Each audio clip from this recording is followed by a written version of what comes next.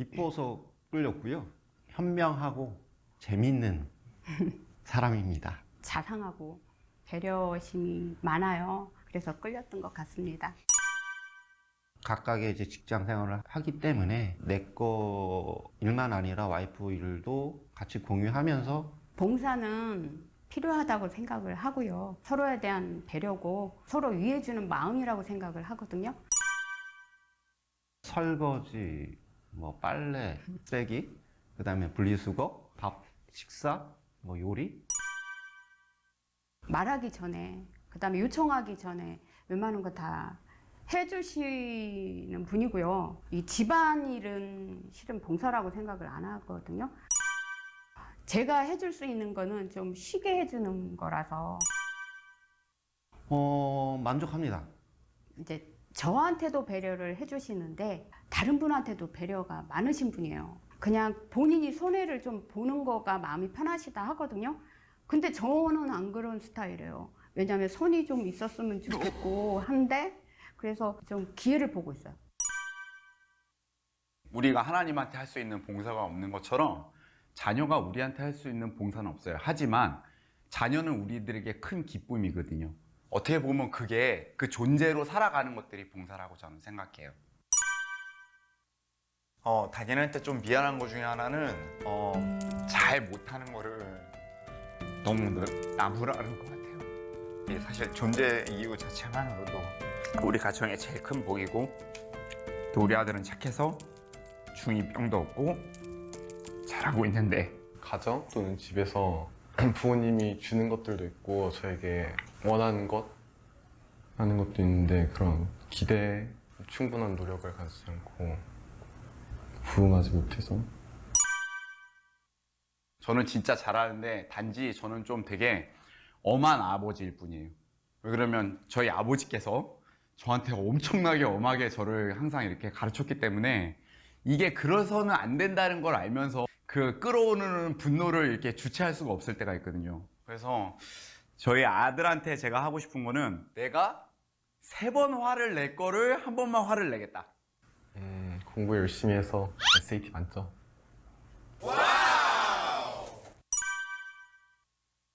그 같은 학교에서 같은 수업을 듣다가 거기서 와이프를 이제 보고 첫눈에 반한 사실 이상형이랑 완전 반대였는데 알 수 없게 그래도 이제 끌리는 그런 마음이 있었고 그 사랑의 마음으로 노력하는 모습들이 보이고 변화되는 모습들이 보이더라고요. 그래가지고 이제 나중에 결혼을 결심을 하게 된 것 같아요. 잘은 못하지만 네, 해야 된다고는 마음에 거룩한 부담감은 있습니다. 네, 저도 당연히 서로 봉사를 해야 된다고 생각합니다. 뭐 쓰레기 분리수거 하고 싶고요. 설거지를 하고 싶었는데 제가 잘 못하고 있습니다. 솔직하게.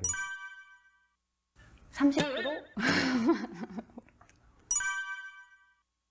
집안일이 막 많이 있을 때 그래서 와서 쉬어, 그만하고 그냥 쉬어 이렇게 얘기를 하는데 항상 이제 저는 그 말을 들을 때가 제일 마음이 어렵고 힘들더라고요. 그래서 이제 뭔가 신랑이 쉬자라는 말 대신에 내가 뭔가 도와줄 거 없을까? 약간 이런 식으로 얘기해주면은 그게 되게 감동으로 다가올 때가 있어요. 저도 잘 못하는데 신랑이 와서 같이 쉬자고 할 때 쉬는 걸 잘 못하고 근데 신랑이 와서 이제 그만하고 그냥 좀 쉬어라고 했을 때 한 번도 가서 같이 쉰 적이 없어요. 약간 그런 부분이 조금 신랑이 원하는 부분이지 않을까. 같이 쉴 때는 좀 같이 쉬고 바로 이렇게 밥 먹고 집안일을 하려고 하면 또 뭔가 저는 또 일을 연속해서 하는 느낌이 좀 드니까 오히려 그 텐션을 조금 긴장을 풀었다가 밤늦게 느지막이 뭐 이제 하자라고 해가지고 뭐 후다닥 해도 저는 나쁘지 않지 않을까라는.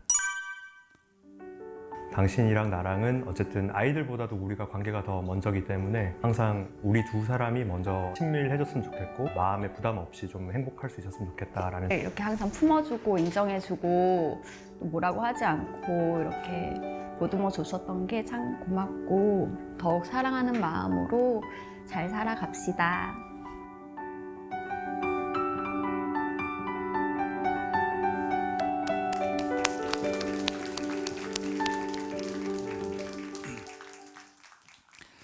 우리 교회의 부부들의 그런 모습들이었습니다.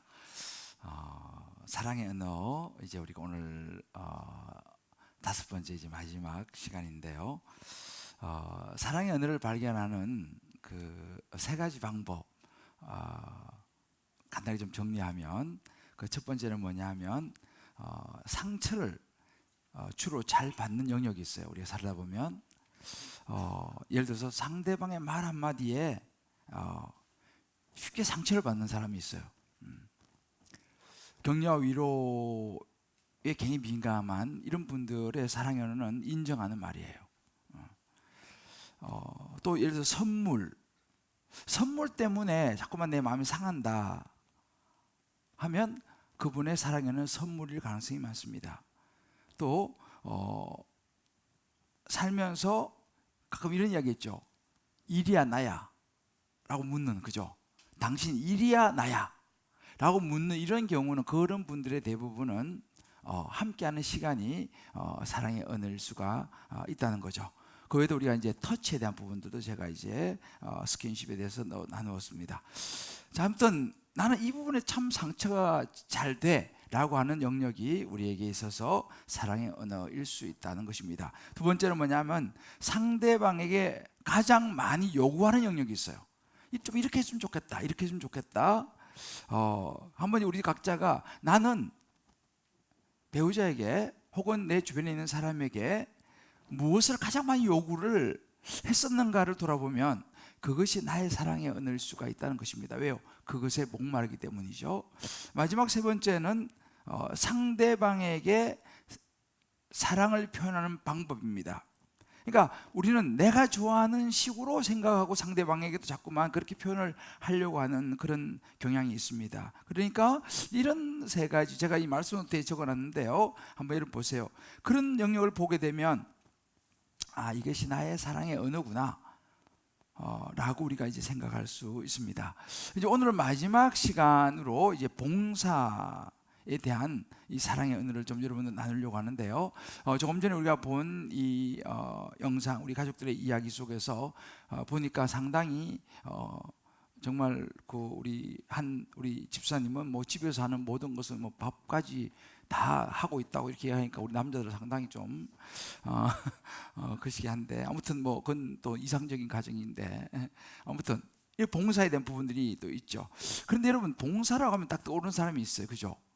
전 세계적으로 봉사, 이분은 한평생을 봉사라고 하는 삶을 살았던 분이시는데 여러분이 잘 아시는 인도에 가면 마더 테레사라고 하는 분이 있습니다. 이 마더 테레사는 그런 이야기를 했어요. 행동하는 기도는 사랑이고 행동하는 사랑은 봉사입니다 라는 이야기를 했어요. 사랑은 사랑인데 행동하는 사랑은 뭐냐? 이것이 봉사다. 참 일리가 있는 이야기죠. 여러분 봉사라고 하면요, 무엇이 봉사겠습니까? 봉사라고 하면 그것은 상대방을 위한 헌신이에요. 나를 기쁘게 하는 게 아니라 상대방을 기쁘게 하는 그런 행동들이죠. 그 중요한 사랑의 표현이죠. 이 상대방을 기쁘게 하는 헌신은 때로는 육체적인 것이 있을 수도 있고 때로는 정서적인 것이 있을 수도 있습니다. 이게 다 포함되는 것이죠. 그래서 이 봉사의 영역에는 굉장히 이 스펙트럼이 넓습니다. 어떤 사람에게는 시간을 주는 것도 봉사할 수 있고요. 또 어떤 사람은 물질을 주는 것도 봉사할 수도 있고, 아까 우리 나눴습니다. 뭐 집안 청소, 뭐 설거지, 또 아이들 돌보는 거, 심지어 뭐 강아지 산책시켜 주는 거, 뭐 때로는 어항에 물 같은 걸 갈아주는 거,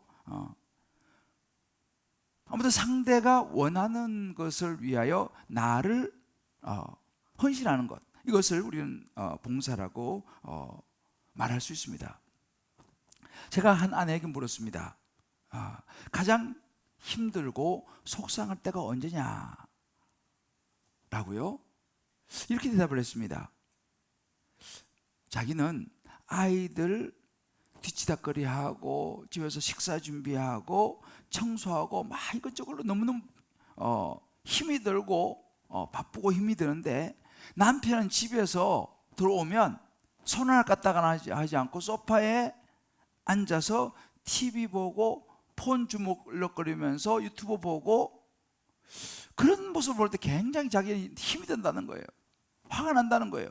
그 속으로 저 TV를 없애버려야 돼. 어떻게 해야 돼? 그런 생각이 든다는 것입니다. 그러니까 전혀 자기를 배려하지 않고 도와주려고 하지 않는 그런 모습을 볼 때 자기는 너무너무 속상하고 힘이 든다는 거예요. 제가 그 이야기를 들었을 때 저도 조금 찔리는 그런 부분이 있어요. 남자들 좀 그런 경향이 있지 않습니까? 밖에 나가서 하루 종일 하고 집에 오면 그냥 아무것도 하고 싶지 않은, 그러나 그런 모습 속에서 아내들이 받을 그런 그 마음이 힘든 상처, 우리 남자의 생각에 보아야 될 부분이죠. 반대로 언제가 좋으냐라고 하니까 남편이 집에 와서 밥을 먹고 가만히 앉아있든지 하면 일어서서 다시 소파로 가는 게 아니라 설거지를 해줄 때 미소가 나온다는 거예요. 때로는 욕실 청소를 해줄 때 남편이 나를 존중하고 사랑하고 있구나라고 느낀다라는 것입니다. 우리 남편들이 한번 좀 귀담아 들어야 될 부분이죠. 저를 포함해서요. 그런데 그 아내의 사랑의 언어는 뭐예요? 봉사라는 것입니다. 여러분, 이 사랑이라고 하는 것은 표현되어지는 것입니다. 물론 마음속으로 생각하는 것도 있지만 사랑은 표현되어지는 거예요. 자, 우리 좌우에 한번 서로 이야기해 줍시다. 사랑은 이렇게 표현되어지는 것입니다.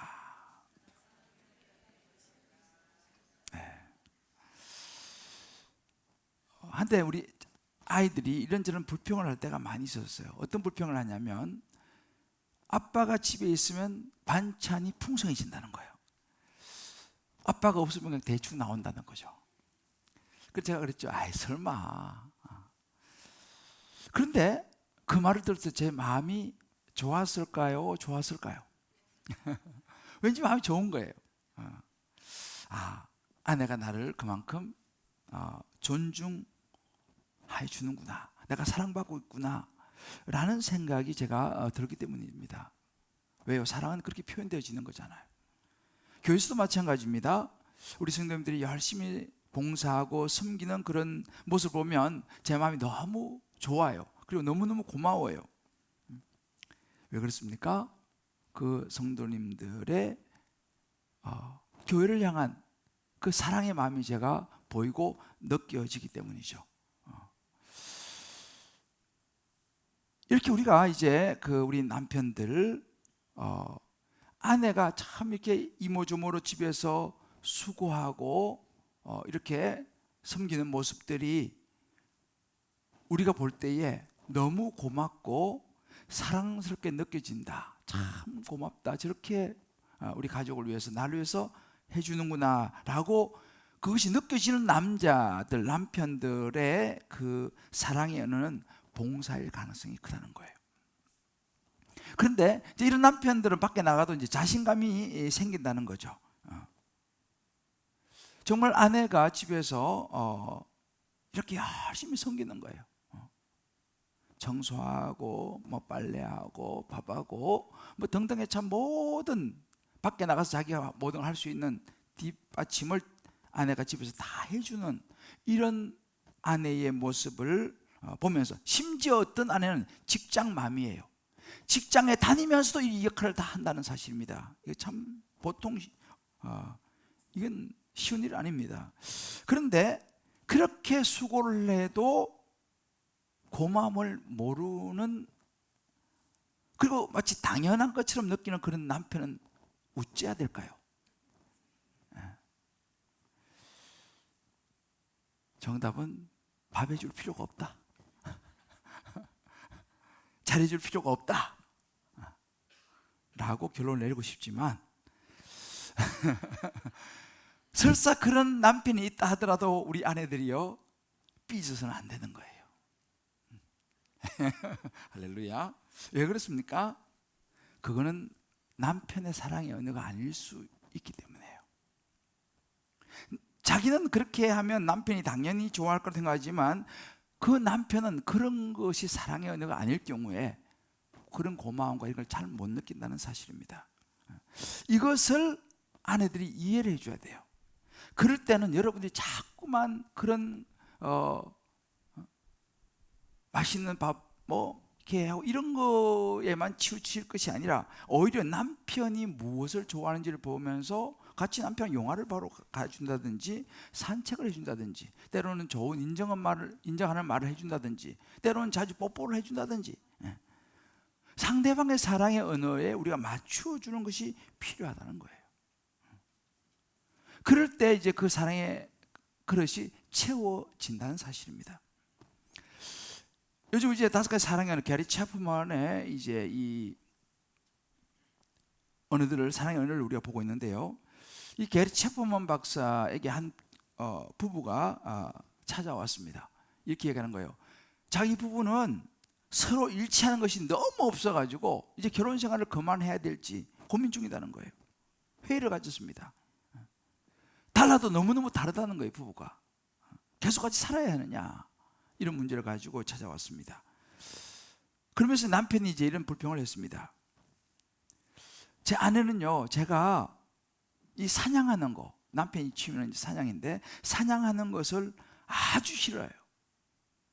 저는 직장에서 하루 종일 일하고 심지어 정말 늦은 시간까지 일하고, 근데 단지 토요일에만 저는 사냥을 합니다.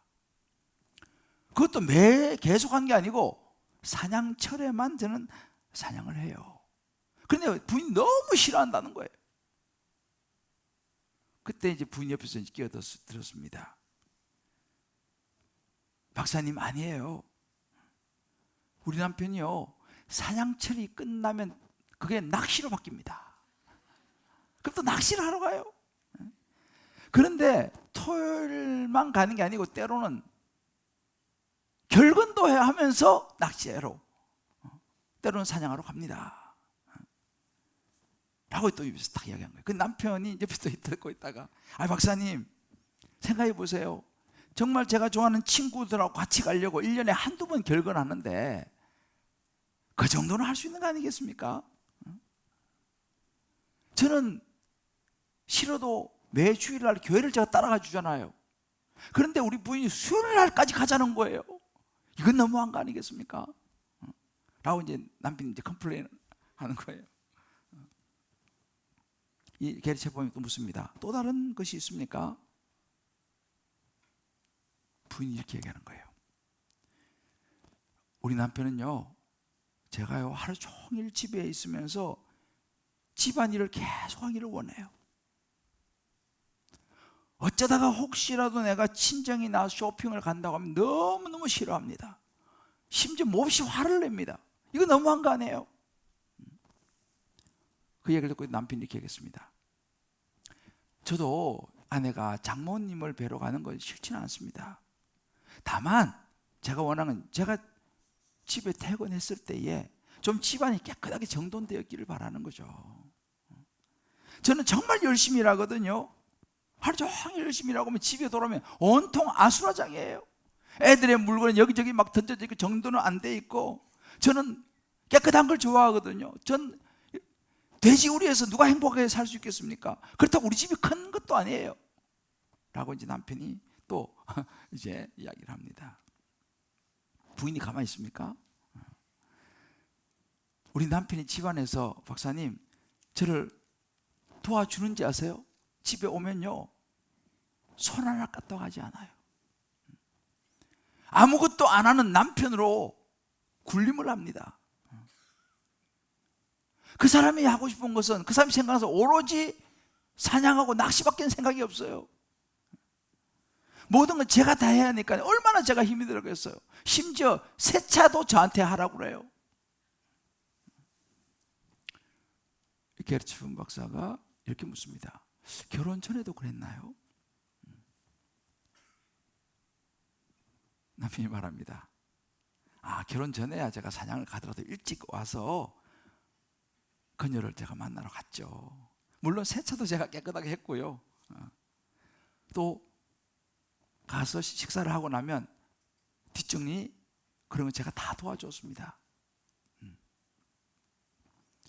교회 일도 아내가 좋아하기 때문에 도와줬죠. 부인도 그랬습니다. 그땐 정말 남편이 멋진 남자였어요. 정말 그렇게 많이 저를 도와주고서 제가 너무너무 좋아서 결혼했어요. 그런데 결혼하고 나니까 전혀 도와주지 않습니다. 이 게르첩이 묻습니다. 남편에게. 아니, 결혼하고는 왜 그렇게 바뀌셨어요? 결혼 전에 그렇게 잘하셨는데 결혼하고 나서 왜 그걸 하지 않습니까? 물론 결혼하기 전에는 제가 아내를 많이 생각해갖고 사랑했기 때문에 했는데 결혼하고 나니까 자기가 무슨 생각이 들었냐면 자기 아버지가 엄마하고 살면서 그런 거 안 하더라는 거예요. 그래서 자기도 모르게 자기 아버지를 따라가고 있더라는 거죠. 아까 어떤 집사님이 자기 아버지가 계속 화를 내는 아버지 밑에 자라보니까 자기도 모르게 계속 자기도 아들한테 화를 내는 자신을 보았다. 그런 이야기 아까 했지 않습니까? 그러니까 이제 결혼하고 나면 남자는 자기도 모르게 자기가 보면 자란 그런 모습으로 돌아가 버리는 거예요. 결혼 전에는 뭐 사랑이라는 힘으로 그게 되는데 결혼하고 나니까 자기 아버지가 그런 걸 안 하더라는 거예요. 그래서 자기도 모르게 자기 아버지가 안 했으니까 나도 안 하는 거지. 그런 남편의 모습을 보고 아내는 결혼 전에 그런 상냥함과 따뜻함과 부드러운 말, 사랑의 말 이런 거 집안에서 이렇게 잘 청소 이렇게 해주고 싶은 거 부인도 하기 싫은 거예요. 왜? 남편이 그렇게 안 하니까. 그러니까 서로가 이제 사랑의 언어를 채워주지 않으니까 서로 너무 안 맞다고 생각하기 시작한 거예요. 그래서 이제는 이렇게 같이 살아야 되냐? 결혼 생활이 행복하지 않은 거죠. 이제 이렇게 대화를 하면서 서로가 발견한 것이 있었습니다. 서로가 서로의 사랑의 언어를 채워주지 않았던 것입니다. 이것을 발견하고 이제 이 게르초프만 박사가 이제 처방을 내렸죠. 그리고 그들은 돌아가서 서로 상대방이 원하는 사랑의 언어를 이제 해주기 시작했습니다.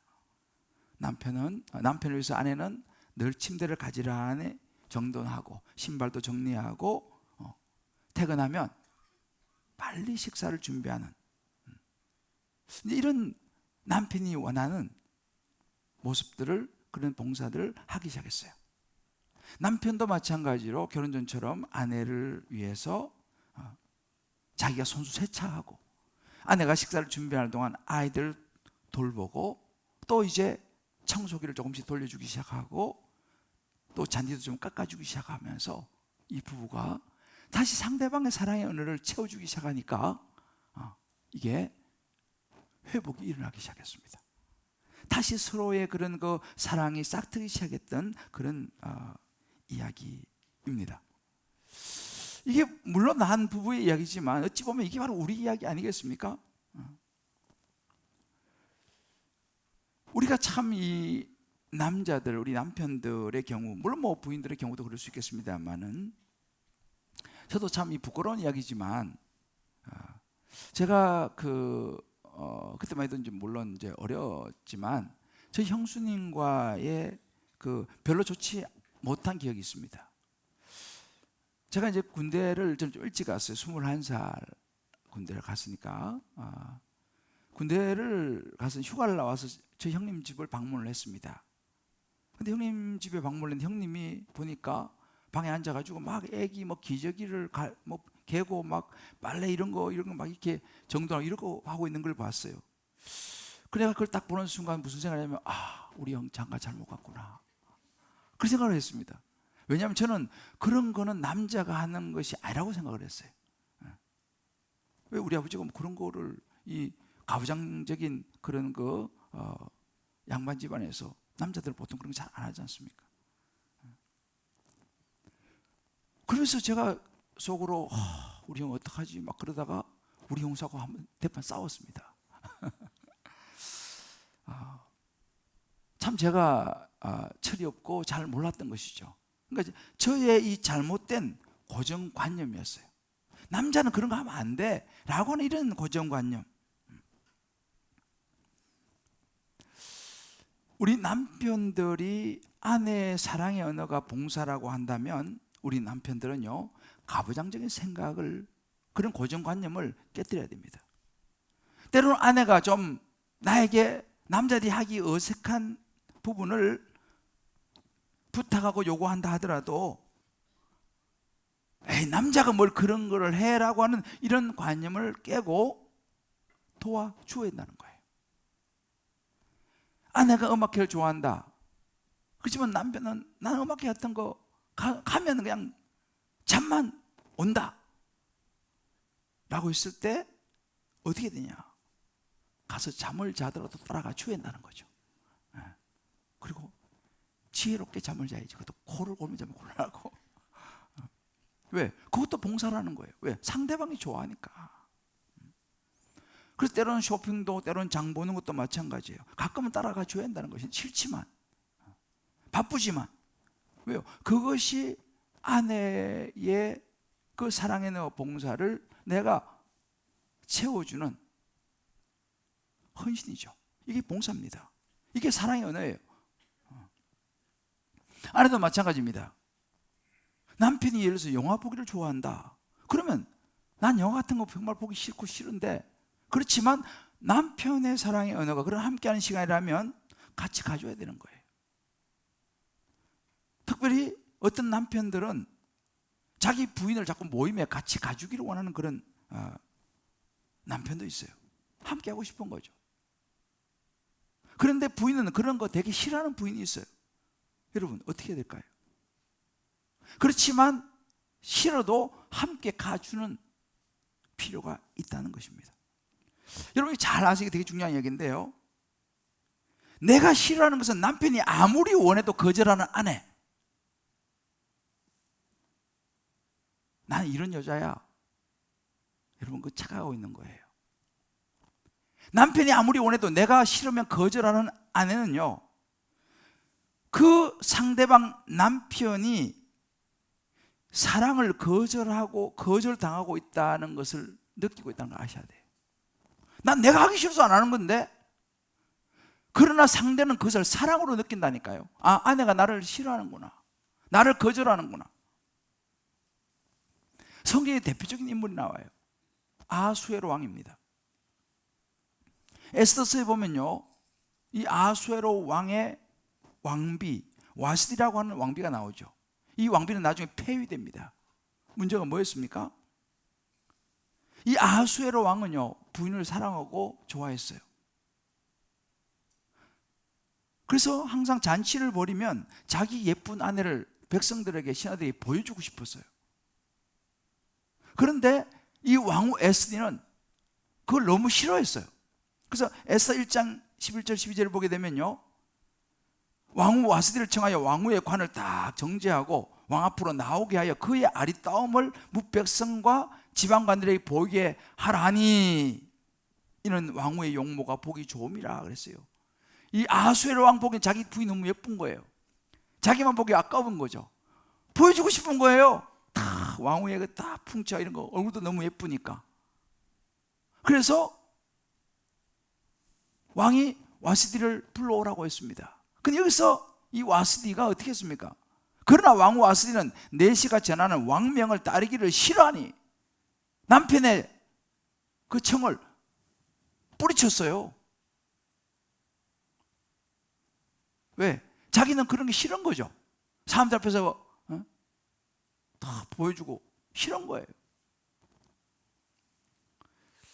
결국은 받아주지 않았습니다. 여러분 이것이 뭐예요? 그 와스디가 이 설교를 들었어야 되는데, 자기는 싫더라도 남편이 그것을 좋아하고 사랑의 언어라면 싫어도 그것을 그 자리에 가주는 것이 지혜로운 부인이었어요. 이게 되게 중요한 부분이에요, 여러분들. 봉사라고 하는 것은 상대방이 기뻐하기 하는 것을 위해서 내가 헌신하는 게 그게 봉사예요. 내가 하고 싶은 것만 하는 게 봉사가 아니고. 여러분 아내들이 있잖아요. 남편에 대한 봉사 중에 중요한 한 가지가 있어요.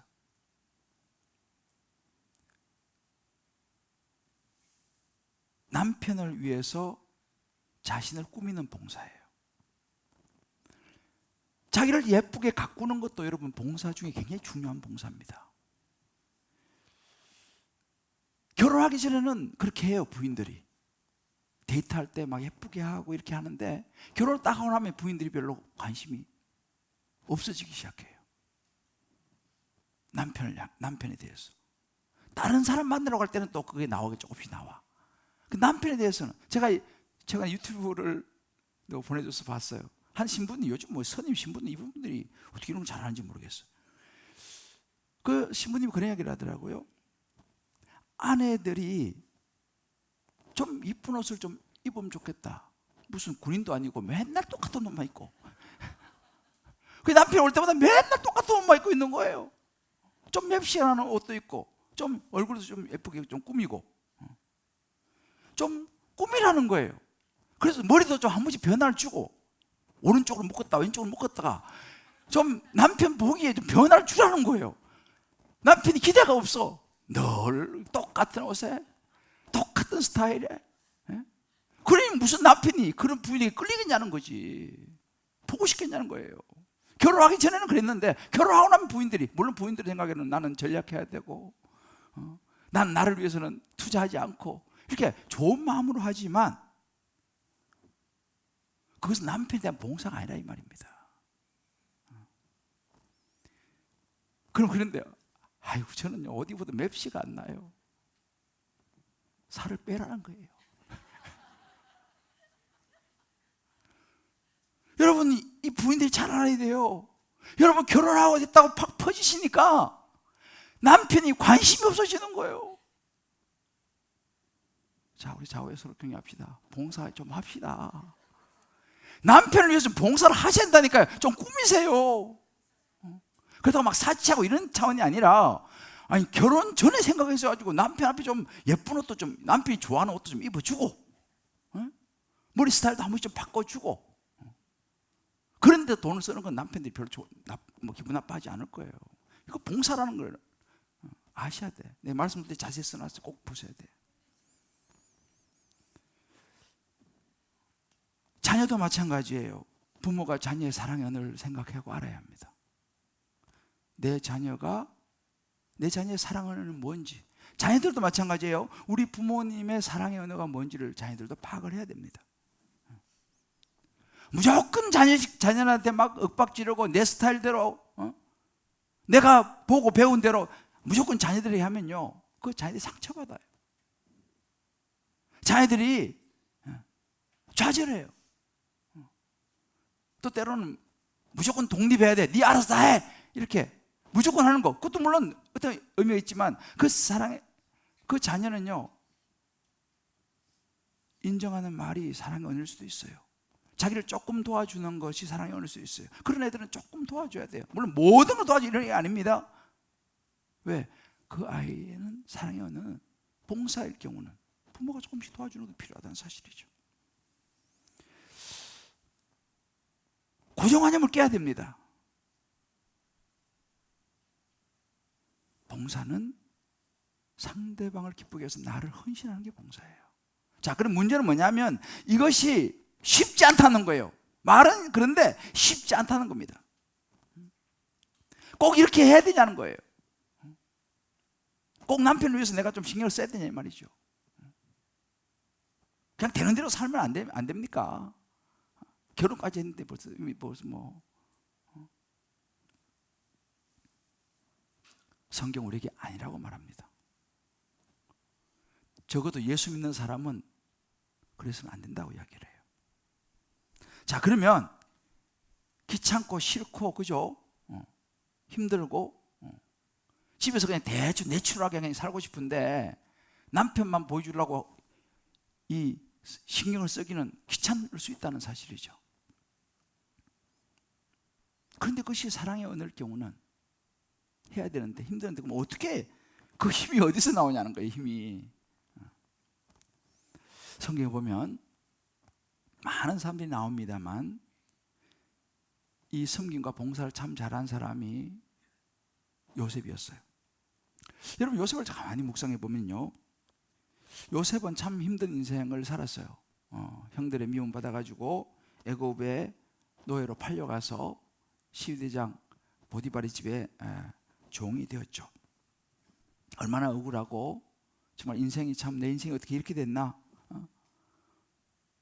형들에 대한 미움과 분노와 뭐 이런 것이 엄청났겠죠.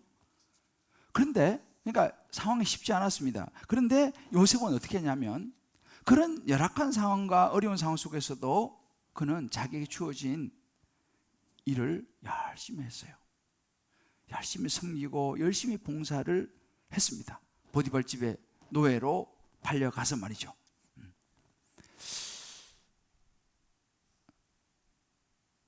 심지어 이 요셉은요, 열심히 일하다가 모함을 받아가지고 억울하게 감옥에 또 갇히는 신세가 되기도 해요. 그런데 이 요셉의 삶을 가만히 보게 되면 그 보디발 집에 종으로 노예로 팔려가서 또 어떻게 했느냐? 그 힘들고 어려운 상황 속에서도 열심히 섬겼더니만은 그 보디발이 이 요셉을 보면서 야, 저 참 저 열심히 하는구나, 성실하게 하는구나. 또 그 요셉이 그렇게 하니까 일이 잘 되는 거예요. 또 그를 보면서 야, 쟤는 왜 이렇게 일이 잘 되지? 열심히 하지. 이유가 뭐야? 라고 생각하기 시작했다는 것입니다. 그러면서 이 보디발이 요셉에게 자기의 집과 소유와 부인 빼고 모든 걸 다 맡기는 그런 장면, 우리 좀 전에 읽었죠? 나옵니다. 감옥에 가서도 마찬가지예요. 진짜 자기는 아무 죄 없이 감옥에 왔지 않습니까? 억울하고 정말 기가 막히지만 마찬가지로 감옥에서도 그런 티를 내지 않고 열심히 헌신했어요. 섬기고 봉사하고 그 모습 보면서도 간수장한테 발탁이 돼가지고 또 그 감옥에서도 모든 재반 사무를 요셉에게 간수장이 이제 맡기지 않습니까? 어떻게 이 사람들이 이렇게 했을까? 가보면 여기서 볼 수 있는 이 시위대장 보디발도 그렇고요, 간수장도 그렇고 요셉에게 마음이 열린 거예요. 다 맡길 정도로. 어찌 보면 이 시위대장 보디발도 간수장도 사랑의 언어가 아마도 봉사였던 것 같아요. 물론 모든 사람이 그런 모습을 보면 좋아하죠. 그러나 특별히 이 사람들은 그 요셉이 그렇게 열심히 섬기고 봉사하는 그 모습이 너무너무 마음이 좋은 거죠. 이 사람들은 어떻게 보면 봉사가 사랑의 언어였다는 사실이죠. 그런데 중요한 것은 뭐냐면 그들의 사랑의 언어인 봉사를 채워주기까지 요셉이 한 섬김과 봉사의 모습이었습니다. 여러분 생각해 보세요. 형들한테 팔려가지고 지금 애굽의 노예로, 자기가 지금 노예로 살 사람입니까? 아니잖아요. 아버지의 사랑을 받고 채색을 돌리고 정말 그렇게 살아왔는데 곱게 자랐는데 지금 완전 노예 돼가지고 그냥 바닥을 기는 이런 일을 하는, 여러분 이것이 쉽지 않았겠죠. 아니 내가 죄도 안 졌는데 억울하게 모함 받아가지고 감옥에 갇혔어요. 그런데 감옥에 갇혀서 그 봉사 섬기는 일, 여러분 이게 하는 게 쉬웠겠습니까? 그런데 그걸 요셉이가 했다는 거예요. 중요한 것은요. 자, 그러면 여기서 우리가 생각해볼 중요한 포인트는 뭐냐면 어떻게 그것이 가능했냐는 거죠. 진짜 말도 안 되는 남편인데 그 남편을 위해서 내가 그냥 계속 섬기고 봉사하고 그냥 이게 쉽냐는 거죠. 안 쉽죠. 그런 아내를 위해서 내가 계속 하는 거 이게 쉽냐는 거죠. 안 쉽죠. 요셉은 그런데 했어요. 그것을요. 그렇기 때문에 하나님께서 그 요셉을 통해서 큰 복을 주시고 회복을 시켰습니다. 총리가 됐어요. 자, 중요한 것은 뭐냐? 어떻게 이것이 가능했냐는 것입니다. 이걸 포인트를 보셔야 돼요. 요셉이 이렇게 할 수 있었던 비결이 뭐냐는 거예요. 창세기 39장 3절의 말씀 보게 되면 그의 주인이 여호와께서 그와 함께 하심을 보며 그랬어요. 요셉의 마음 중심에는 여호와 하나님이 계셨어요. 하나님과의 관계가 확실했다는 거예요. 요셉은요. 그 힘들고 억울하고 정말 분노와 복수와 억울함 땅을 치며 그런 상황에 있었지만 요셉의 마음에는요 하나님과의 좋은 확실한 관계가 있었어요. 5절에 보게 되면요 여호와께서 요셉을 위하여 애굽 사람의 집에 복을 내리신 것을 사람들이 보게 되는 거예요. 뭐예요? 억울함과 분노로 땅을 치며 살아간 것이 아니라 그는 하나님 안에서 풀어낸 거예요. 남편이 너무 믿고 아내가 너무 믿고 자식이 혹은 부모가 너무 힘들게 하지만 그 환경이 억울하고 형들이 너무 미웠지만 요셉은 하나님과의 관계가 너무너무 분명했기 때문에 하나님의 관계 속에 다 풀어낸 거예요. 열심히 섬기고 봉사한 거예요. 인간적으로 막 그냥 그렇게 그런 마음이 왜 없었겠습니까? 요셉이라고. 그런데 그는 하나님 앞에서 하나님과의 관계가요, 하나님 다 아시지. 주님 아시죠? 제 얼마나 내 힘든 거, 우리 남편이 나를 얼마나 힘들게 하는 거 주님 아시지요. 내 아내 때문에, 때로는 내 부모, 내 자녀 때문에 내가 얼마나 힘든 거 주님 아시지요. 그러나 그들에게는 그렇게 내색하지 않고 그들의 사랑의 은혜인 봉사를 요셉은 해줬다 이 말입니다. 하나님과의 관계가, 그러니까 사실 어찌 보면 이 사랑의 언어인 봉사와 섬김은요, 상대방을 헌신이지 않습니까? 이건 사명이에요. 사명이에요. 자, 우리 좌우에 한번 설교해 봅시다. 봉사와 섬김의 사랑의 언어는 사명입니다. 하고 싶어가지고 막 제절로 하는 사람도 있겠지만 그런 사람 별로 없어요. 여러분, 예수 믿는 사람들이니까 얘기했잖아요. 예수 믿는 사람이니까 이렇게 살아야 된다는 거예요. 왜? 그 사명이니까. 주님께서 그렇게 말씀하셨어요. 하나님의 뜻을 이루는 것이 그 남편의 구원을 위해서. 내가 그리 해야지 남편이 예수 믿을 거 아니겠어요? 그렇게 해야지 내 아내가 예수 믿을 거 아니겠어요? 우리의 포인트는요, 영혼 구원에 있는 거예요. 예수님께서 십자가를 지셨습니다. 여러분, 십자가 지는 목숨을 내놓는 섬김과 봉사는요, 절대 쉬운 거 아니었습니다. 그런데 예수님이 어떻게 가능했느냐? 하나님과의 관계, 하나님 뜻이 뭔지를 알았습니다. 마가복음 10장 45절 이런 말씀이었습니다. 인자가 온 것은 섬김 받으려 아니고 도리어 섬기러 왔다. 나는 섬기러 왔다는 거예요. 왜요? 예수님이 그걸 뭐 자진해서, 요한복음 17장 4절 이런 구절이 있습니다. 아버지께서 내게 하라고 주신 일을 내가 이루어. 왜요? 하나님은요, 예수님 땅에 와가지고 십자가의 죽음으로 우리 모든 인류의 죄를 사하고 우리를 구원하시기 원하셨어요. 이것이 아버지의 뜻이었습니다. 하나님의 뜻이었어요. 이게 사명이었어요. 그러니까 예수님 이 땅에 와가지고 나는 섬김 받으러 온 게 아니고 나는 봉사하고 섬기러 왔다. 왜? 그것이 아버지의 뜻이었기 때문에. 여러분, 봉사와 섬김은요, 저절로 된다는 것보다는 사명이에요. 예수님께서 보이신 대표적인 섬김의 모습이 요한복음 13장 14절입니다. 내가 또 주와 선생님이 너희 발을 씻었으니, 제자들이 발을 씻었어요. 그러면서 뭐 했어요? 너희도 서로 발을 씻어주는 것이 옳으니라 그랬습니다. 15절 보면 내가 이같이 한 것은 너희도 이렇게 하라고 내가 본으로 보인다 그랬습니다. 예수님의 제자들의 발을 씻기는 본을 보이신 거죠. 갈라디아서 5장 13절에 말합니다. 바울은 오직 사랑으로 자유를 위하여 부르심을 입었으나 부인이 남편을 잘 섬기라는 그런, 해도 되고 안 해도 되고 어찌 보면은, 그러나 그 자유로 육체의 길을 삼지 말고 오직 사랑으로 서로 종로로 사는 거예요. 이게 예수님께서 우리에게 보이신 삶의 모습인 거예요. 봉사와 섬김의 모습이죠. 사도행전도 보면요, 7 집사 봉사의 모습이 나와요. 요즘 우리가 보고 있는 레위기도 마찬가지지만 제사장들의 열심히 섬기는 모습이 나오죠.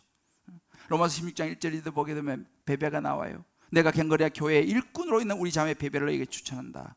교회의 일꾼인 베베를 칭찬합니다. 여러분, 교회도 마찬가지예요. 누군가의 봉사가 있어야지. 하나님 나라도 마찬가지. 누군가의 헌신과 봉사가 있을 때 교회가 세워진 줄 믿습니다. 그냥 세워지는 게 아니에요. 이 예배도 그냥 드려지는 게 아니에요. 누군가의 다 봉사와 헌신이 있을 때 예배가 준비되어지는 것입니다.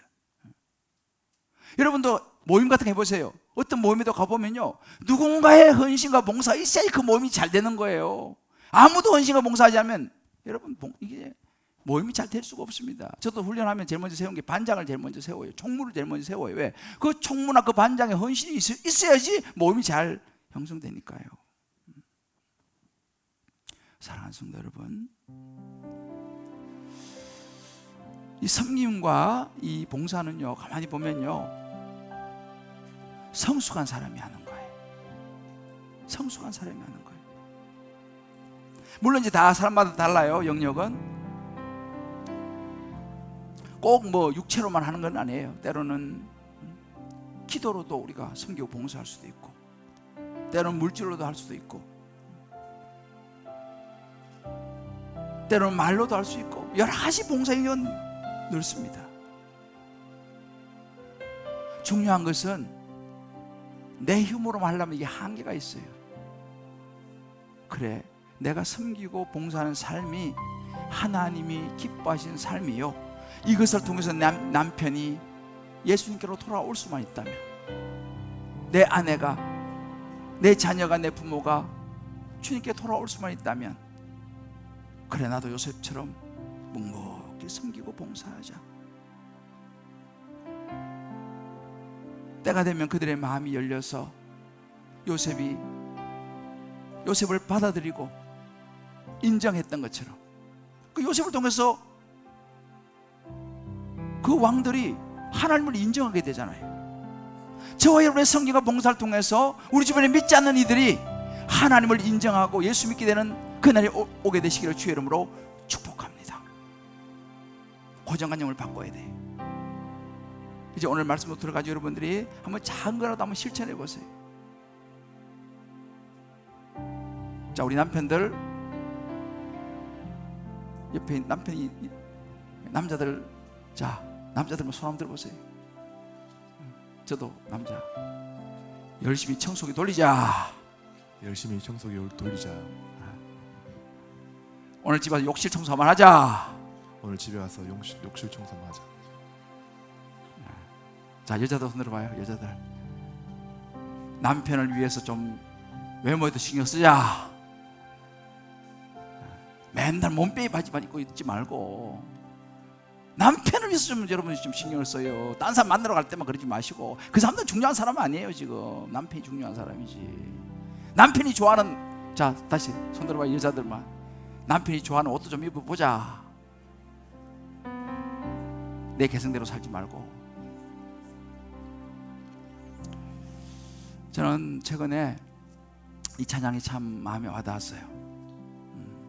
나는 주를 섬기는 일에 후회가 없습니다 라고 하는 찬양인데요, 아마 여러분 한번 들어보세요. 저도 이거를 처음 배웠는데 가사가 너무 좋더라고요. 나의 평생에 가장 복된 일은 내가 예수님을 만난 것이라. 나의 평생에 가장 잘한 일은 내가 예수님을 주로 섬긴 것이라. 나는 주를 섬기는 일에 후회가 없습니다.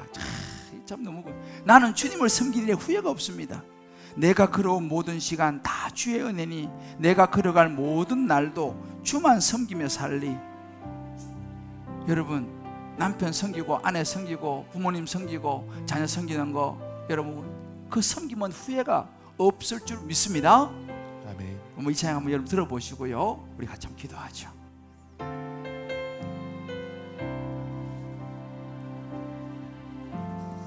나의 평생에 가장 복된 일은 내가 예수님을 만난 것이라. 나의 평생에 가장 잘한 일은 말씀부터 뒷부분이 있어요. 내가 예수님을 주로 섬긴 것이라. 이 세상 살 동안 내가 걷는 길이 때론 험하여서 넘어질 때도 주의 강한 손이 나를 붙드시니 나는 예수님만 주로 섬기며 살리. 그렇습니다. 나는 주를 섬기는 것에 후회가 없습니다. 내가 걸어온 모든 시간 다 주의 은혜니 내가 걸어간 모든 날도 주만 섬기며 살리. 오직 예수 이름 부르며 살아가리. 다 같이 해볼까요? 나는 주를 섬기는 것에 나는 주를 섬기는 것에 후회가 없습니다. 후회가 없습니다. 내가 그런 모든 시간 걸어온 모든 시간 다 주의 다 것이 주의 은혜니 내가 걸어갈 모든 내가 날도 걸어갈 모든 날도 주만 섬기며 살리 오직 예수 이름 부르며 살아가리. 다시 한 번 더. 나는 주를 섬기니 후회가 없습니다. 아내를, 남편을, 부모를, 때론 자녀를, 이웃을 섬기니 후회가 없습니다. 후회가 없습니다. 내가 걸어온 모든 시간 다 주의 다 것이 주의 은혜니 내가 걸어갈 모든 날도 주만 섬기며 살리 오직 예수 이름 부르며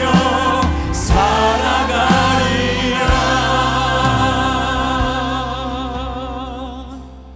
이제 우리는 5주 동안 사랑의 언어 5가지를 함께 말씀을 통해서 이제 보았습니다. 아마 여러분들 각자가 이제 오늘 집에 가셔서 이 말씀 노트를 가져가셔가지고 그동안 나온 것도 한번 쭉 놓고 각자의 사랑의 언어를 한번 생각해 보시고 또 내 가족들 혹은 내 동료들, 내 주변에 있는 사람들의 사랑의 언어도 한번 비춰보세요. 이 남편 혹은 아내, 우리 자녀 혹은 우리 부모님의 사랑의 언어는 뭘까? 한번 여러분 생각해 보시고 이제는 아는 것에 그치는 것이 아니라 우리의 삶으로 이것을 실천해 내야 될 줄을 믿습니다. 아멘. 할렐루야. 아멘. 마지막은 행동이죠. 아까 제가 말씀드렸죠. 예수님도 행동으로 본을 보이셨어요. 예수 믿는 사람 말 많은 사람 아니에요. 아는 거 그치는 거 그 사람 예수 믿는 사람 아니에요. 진짜 예수 믿는 사람은요 예수님을 따라 살아가는 사람인 줄 믿습니다. 아멘. 자, 우리 이렇게 한번 격려합시다. 우리는 예수 믿는 사람이잖아요. 우리는 예수 믿는 사람이잖아요. 섬기고 봉사하며 살아갑시다. 섬기며 봉사하며 살아갑시다. 후회하지 않을 것입니다. 후회하지 않을 것입니다. 할렐루야. 아멘. 꼭 한번 여러분들 집에 가셔서 생각해 보시고 이제 오늘로 이 시리즈를 마치고 또 다음 주부터 야고보서 믿음의 도전으로 돌아갑니다만 우리 한번 이 시간 정의 눈을 감고 한번 기도합시다. 한번 여러분들 한 20, 30초 동안 나의 사랑의 언어는 무엇이고 내가 사랑하는 남편 혹은 아내 혹은 자녀, 부모님 또 내 이웃 동료들의 사랑의 언어는 무엇인가 한번 생각해 보시면서 하나님 우리 결단합시다. 하나님 제가요 저는 하기 싫은 부분이지만 그러나 봉사와 섬김은 상대방을 향한 헌신이라 했으니 제가 이제 하나님 나라를 위해서 영혼 구원을 위해서 복음을 위해서 제가 이제 움직이겠습니다. 아멘. 하기 싫은 것도 하겠습니다. 아멘. 힘들어도 감당하겠습니다. 아멘. 그것이 믿음의 도전이요 예수 믿는 사람이라고 하시니 저 이제 예수 제대로 믿겠습니다. 아멘. 우리 한번 각자가 정의 주의 이름 부르면서 결단의 기도드리고 자 마무리하겠습니다. 주여 하나님 아버지 하나님 아버지 하나님 아버지 주를 섬기는 것에 후회가 없습니다. 내가 걸어온 모든 시간 하나님의 하나님 아버지 하나님 아버지 아버지 하나님 아버지 영혼을 위해서 하나님 말씀을 위해서 하나님 아버지 때로는 인정하는 말과 설교와 함께하는 말씀과 작동하여 채널이 예수 믿게 하여 주시옵소서. 예수 믿는 사람으로 살게 하여 주시옵소서. 생각이 아니라 말이 아니라 하나님 아버지 우리가 이 말씀을 행함으로 행동하는 사람 꼭 살아있습니다. 예수 믿는 우리 오늘 보여주셨습니다. 내가 그에게 오늘 보여주신 그렇게 하나님 아버지 행하라 말씀하셨습니다.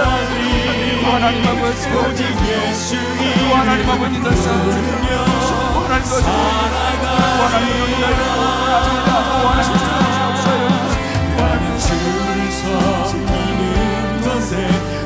후회가 없습니다.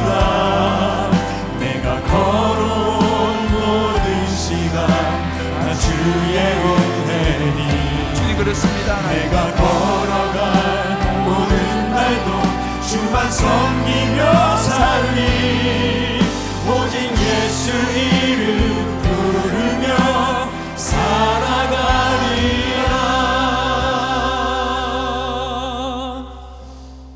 주님 그렇습니다. 우리 참 밖에서 일하고 지쳐서 집에 오면 손 하나 까딱 하기 싫은 것이 사실입니다. 주여. 그러나 예수 믿는 사람, 예수 믿는 남편은 아내를 돌아보는 것, 아버지. 모습이라 하셨습니다. 아멘. 남편 역할이 따로 있는 것이 아니라 돌아보아 주는 것, 또 때로 내가 귀찮지만 남편을 향한 나의 배려, 하나님, 또 부모님을 향한 자녀로서의 나의 섬김과 봉사, 비록 부모이지만 또 자녀를 향한 그 사랑의 언어를 채워주는 이웃과 또 동료를 향한 우리의 참된 봉사와 섬김을 통해서 저들도 다 요셉 보면서 많은 왕들, 믿지 않는 사람들이 하나님을 알게 된 것처럼 우리를 통해서 예수 믿는 영혼들이 늘어나는 참된 예수 믿는 사람 되게 하여 주시옵소서. 아멘. 용기를 주시고 적용하고 실천할 수 있는 하나님과의 분명한 관계를 붙잡게 하여 주옵소서. 아멘. 예수 이름으로 기도합니다. 아멘. 아멘.